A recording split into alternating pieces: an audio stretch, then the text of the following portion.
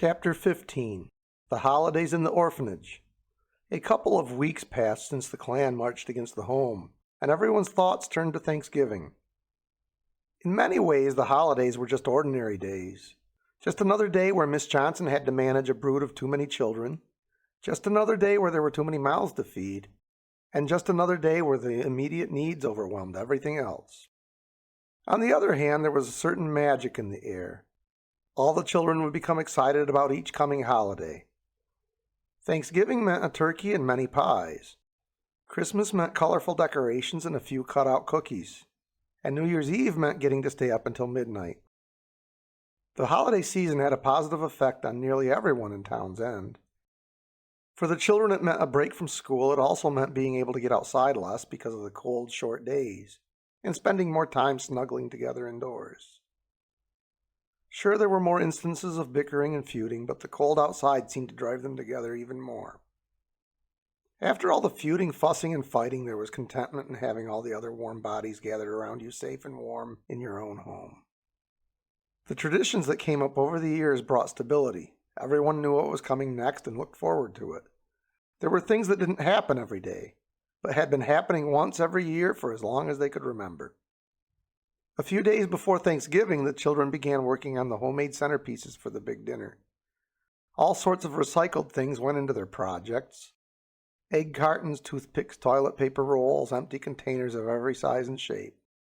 Inevitably, a few things needed finishing on Thursday morning, but it kept them out from underfoot in the kitchen. While the turkey and stuffing cooked, Miss Johnson was busy making other dishes. The older boys took potato duty, peeling and later mashing them. The older girls took fruit duty, helping peel a mountain of fruit for Miss Johnson's ambrosia, a special fruit salad with pecans and coconut. This year, Christine's family wasn't getting together, so she even came to help with the pies. Thanksgiving came on the home's residents so quickly that the preparations made for a whirlwind of activity. And all this activity kept their minds off Johnny's absence. This marked the first year in the children's memory that Thanksgiving had taken place without him. As Johnny sat through the dinner preparations at the home of his in-laws, he couldn't help but feel that he ought to be doing something to help. But Mrs. Jameson wouldn't hear of it. More than once, Johnny wished for a clamor of activity and hands all about him. It just didn't seem to be a proper Thanksgiving without them. The flurry of cooking was beginning to die down in the orphanage kitchen, and there was nothing left to do but wait for the last few things to finish, including the turkey. The smells that filled the home were incredible, and the excitement began to build. The kids' mouths watered as they thought about the pies, the cranberry sauce, and the ambrosia. All hands but Miss Johnson's now turned to setting the table. Finally, 3 o'clock came and everyone gathered at the table. Mr. Maxwell carried the heavy turkey to its place near the head of the table. The actual carving of the turkey always went to the oldest, so Miss Johnson announced, "Mary Sue, please carve the turkey for us, dear." The mood in the room changed instantly as the announcement reminded the children of Johnny's absence. This honor fell on Johnny's shoulders for 3 straight years. With this went the honor of leading the children and listing off all the things for which they were thankful. Meanwhile, at his Thanksgiving dinner with his in-laws, Johnny was having a hard time being served and doing nothing in return. In the orphanage, Mary Sue completed her duties without a single problem, besides being a little timid with the turkey knife and needing reminded to speak loudly so that all the ears could hear. They only had 1 turkey, but it was enormous. Timmy wondered, "Are you sure it was a real bird? How could it stand on those 2 little legs?" From Thanksgiving to Christmas, the children learned and practiced every carol Miss Johnson knew. That meant the last order of business was to sing the first Christmas carol of the season. Miss Johnson played the old piano while all the children sang "Hark the Herald." Everyone was so tired from all the activity and stuffed with so much food that they began dozing off in the chairs right in the middle of the song. So afterwards, everyone was put down to bed. Most were asleep by 5, and even the most stubborn only managed to make it until 6. Christmas came upon them a little slower. The children had school the first week of December, and then the month-long break began. Having the time off from school left plenty of time for planning, constructing, and preparing. They had nearly 3 weeks to work on their handmade decorations and presents. Because the children had no money and Miss Johnson usually had a little to spare, they always made one gift to exchange with another child. Usually Miss Johnson gave them each a handmade gift as well. This year Miss Johnson took up making candies, mostly chocolates. Though the children received some of these treats, most were intended to be sold to help pay for the Christmas feast. But the children took turns helping Miss Johnson. Eliza Beth found it especially interesting, along with some of the younger children that never helped in the kitchen before. Miss Johnson was hoping to raise enough to buy a honey-baked ham that the children liked so well. The previous year they had a beef brisket donated by a cattle farmer. The children liked it, but they all agreed that it just didn't feel right without the ham. It's tradition, they said. In conjunction with the well-known song, The 12 Days of Christmas, the Christmas festivities didn't really take off until those final 12 days. After dinner each night, they sang Christmas songs, one on the first night, two on the second night, and added one a night until they sang all 12 on Christmas Day. Then the children began the crafts that would decorate nearly every square inch inside the home. One of the favorites was to use tissue paper to make patterns and shapes, like bells or snowmen, on a border of construction paper. Once they were completed, they hung in all the home's windows until it looked like the inside of a cathedral. Eliza Beth set a record by making twice as many decorations as anyone else, throwing herself into it to keep her spirits up between Johnny's visits. Eliza's opinion and advice on crafting became much sought after. They made garlands from colored construction paper and draped them across every doorway and around every window. This year they even wrapped the stairway railing in brightly colored garland made from last year's wrapping paper. All the children helped with this project, including little Timmy. There wasn't a single Christmas light. Miss Johnson felt this was too extravagant and they couldn't afford the extra electricity. Still, by the time Christmas week rolled around, the inside of the home was so brightly colored that it hardly mattered. The neighbors could see many colors shining through the tissue paper in the windows every night. 5 days before Christmas, they kept hearing someone hammering outside. The first few times the sound was ignored and nobody really noticed what was going on outside for all the decorations in the windows. As the hammering sound repeated every several minutes, everyone began to become immensely curious, especially after Norman observed, "Sounds like it's coming from within our own yard." He continued to work at the puzzle he'd started without even looking up. Vincent said, "I do believe he's right." He slipped on his coat and opened the front door. Walking around the corner of the home, he found little Tom at the top of a ladder. It leaned against the trunk of a tree and the mountain was putting a small nail into the trunk. Vincent noticed the lines of Christmas lights ran along the fence, through a few trees, and partly covered a third tree, which supported the ladder. Little Tom obviously had been at it since long before they heard the first sound of hammering. By now, other adventuresome children had pulled on their winter clothing and joined Vincent. There were many oohs and ahs to be heard from the cluster of children as they saw the project that Tom had been working on all day. "Little Tom," Miss Johnson exclaimed as she came to investigate the mystery of the open front door, "what on earth are you doing?" "Oh, Tom, I'm sure this will be lovely when it's finished, especially after nightfall. But I'm afraid we just don't have the money for the extra electricity. I wish you asked. I'd hate to make you waste such a lot of work and planning." "Ma'am," little Tom explained, "I admit I'm not the brightest guy around, but I thought about the electricity. Do you see that extra electrical panel hung there on that light pole?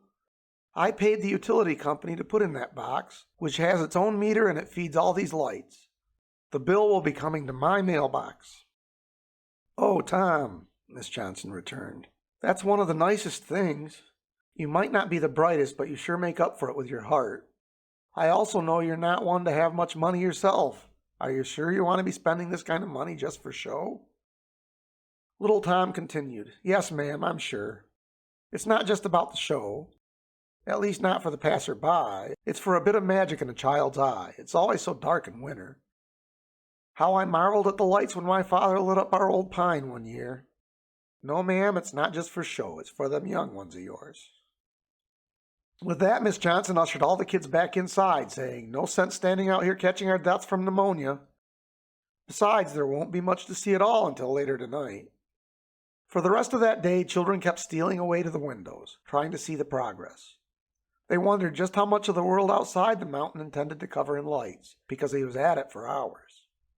Eliza took a special interest in the whole project. She kept bundling herself up to bring the mountain glasses of hot chocolate and to lend a hand where she could. Mainly she helped sight things into proper alignment, but she quickly grew cold and retreated back indoors for a time. That night, little Tom lit it all up. The lights on the home were yellow to match the paint, the fence gleamed with white lights, and the old barn with red. Green lights decorated the treetops with an array of colors on the trunks. Miss Johnson bundled the children up and brought them out for a look, and they found themselves joined by many neighbors. Widow Jackson even stood in her cupola looking down in amazement. When Christmas Eve finally came, the smell of chocolate cake filled the air as the kids awoke. They all knew what that meant. Miss Johnson had been up early working on her mother's German chocolate cake recipe. Miss Johnson thought she'd have to cut this from the budget this year, but her chocolate and candy sales had gone better than planned. The children's mouths didn't water long over the delicious cake because Christine arrived with her yearly delivery of gingerbread, in the shape of little boys and girls, one for every child. She even made one for Johnny and another for Mary Beth, which the pastor was kind enough to deliver. Each one was 4 inches tall, a half-inch thick, lovingly decorated with colorful frosting, and best of all, still warm from the oven. Finally, it was Christmas Day in Townsend Orphanage.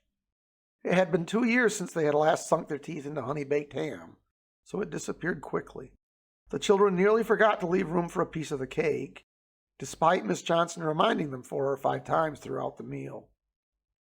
Unlike Thanksgiving, they ate the meal at about 1 in the afternoon, because there were many other activities before the children could crawl off to sleep. Cleanup was always very efficient, because the sooner they finished, the sooner the table could be loaded up with the gifts. The pile was larger than the previous year, with one group of presents, identically wrapped, piled up at one end. They knew this second pile would be for Miss Johnson and likely at least one other accomplice. The youngest children always went first because they had the least patience and were most likely to doze off to sleep before the end of exchanging presents. The younger children always went first because they had the least patience and were most likely to doze off to sleep before the end of exchanging presents. The little ones usually went for the biggest package, so Miss Johnson made sure to wrap their gifts in extra big boxes.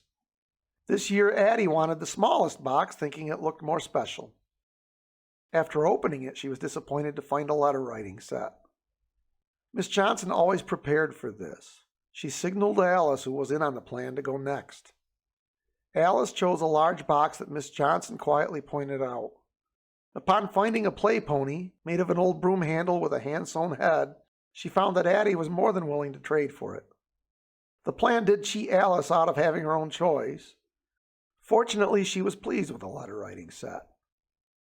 After working through all the child-made gifts, it was time to see what Miss Johnson had been up to this year, with the help of Mrs. Samuels, Mrs. Stevens, and Christine. What they found was a Raggedy Ann doll for every girl with name tags sewn in to avoid arguments. The boys each found a large ball made and stuffed with scraps of fabric. They were firm enough to kick about, but soft enough not to hurt the younger children. No sooner had the children finished opening their gifts from Miss Johnson when a knock came at the door. Miss Johnson said, "Who on earth could that be? We never get visitors on Christmas Day." The excitement rose when Miss Johnson led Johnny and Mary Beth into the dining room. Following behind them were Gerald, Calvin, and Ophelia, Mary Beth's siblings. Each of the younger Jameson children carried a large bag. Elizabeth didn't take much notice of the large bags. She nearly joined herself to Johnny's hip for the rest of the night. She had the doll he gave her in one arm and the new Raggedy Ann doll in the other. The group came from the Jamesons' Christmas celebration, where Johnny longed for an escape to visit all the excitement of the orphanage. He remembered very well how disappointing Thanksgiving had been. Christmas with Mary Beth's family was nice, but he missed his own home. When the clock struck 3, the planned end of the Jameson festivities, Johnny announced that it was time for them to head to the orphanage. Mary Beth managed to persuade her siblings to come with them. Each of the Jameson siblings opened their bags in turn. The first bag contained a few baseballs, bats, mitts, and a set of bases. They wouldn't need to use sticks, old worn-out balls, and old boards anymore. Miss Johnson promptly took the equipment and said, "We'll put this right up for warmer weather." She feared if she didn't, that an indoor game might break out. The second bag contained rhythm sticks for music, which Johnny made himself. There also was a card offering Mary Beth services to help teach them music. The third package contained a few board games and many art supplies to supplement the recycling for crafts. The rest of the night, the children tried out their new gifts while Mary Beth and Miss Johnson led singing at the piano. The other Jameson children joined in with all the activities as well.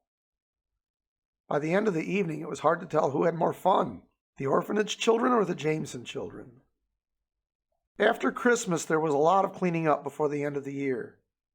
New Year's Eve did not require much preparation at all in terms of decorating, cooking, and crafting.